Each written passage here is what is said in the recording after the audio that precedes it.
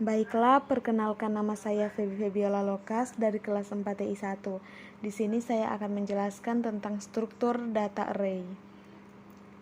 Pengenalan, struktur data merupakan cara-cara atau metode yang digunakan untuk menyimpan data di dalam memori komputer. Salah satu struktur data yang sering digunakan dalam pemrograman adalah array. Array merupakan struktur data yang digunakan untuk menyimpan sekumpulan data dalam satu tempat. Pertama, membuat array pada JavaScript. Pada JavaScript, array dapat kita buat dengan tanda kurung siku. Maka variabel produk akan berisi sebuah array kosong. Kita bisa mengisi data ke dalam array, lalu setiap data dipisah dengan tanda koma. Dan karena JavaScript merupakan bahasa pemrograman yang dinamik, typing, data yang disimpan dapat dicampur dengan tipe data lain yang berbeda di dalam array. Pertama, mengambil data dari array. Ingat bahwa array dimulai dari 0. Contoh codingnya seperti ini dan hasilnya seperti ini. Kemudian yang kedua, mencetak isi array dengan perulangan. Dapat digunakan perulangan bila input yang diambil berasal dari array yang berjumlah banyak. Contoh codingnya seperti ini dan hasilnya seperti ini. Cara lainnya adalah dengan menggunakan metode for each. Hasilnya akan sama seperti sebelumnya. Jadi contoh codingnya seperti ini, menggunakan for each, dan hasilnya sama seperti yang sebelumnya. Selanjutnya, menambahkan data ke dalam array menggunakan metode push.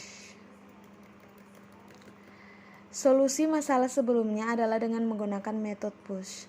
Tidak perlu diketahui berapa panjang array karena metode push akan menambahkan data ke dalam array dari ekor atau belakang.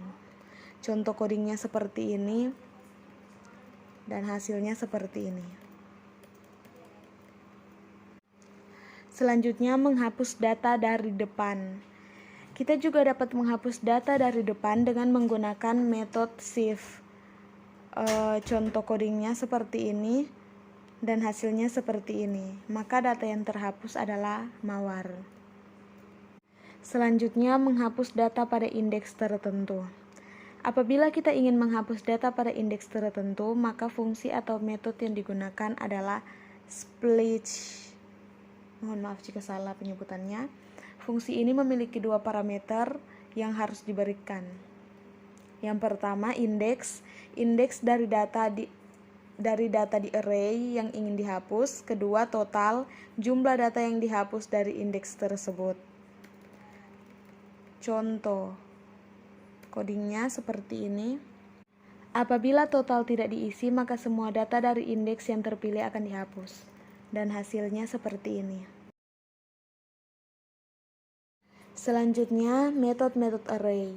Selain metode-metode atau fungsi yang sudah kita coba tadi, terdapat beberapa metode dalam array yang perlu kita ketahui. Yang pertama, metode filter.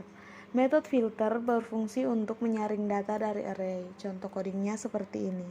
Pada contoh coding ini kita memberikan arrow function sebagai fungsi callback yang akan melakukan penyaringan terhadap array.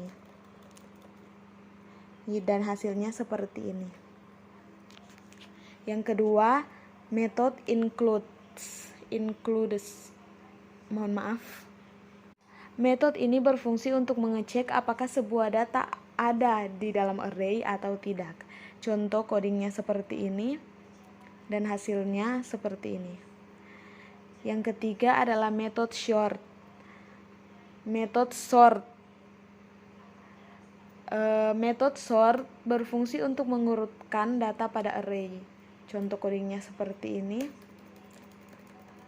dan hasilnya seperti ini.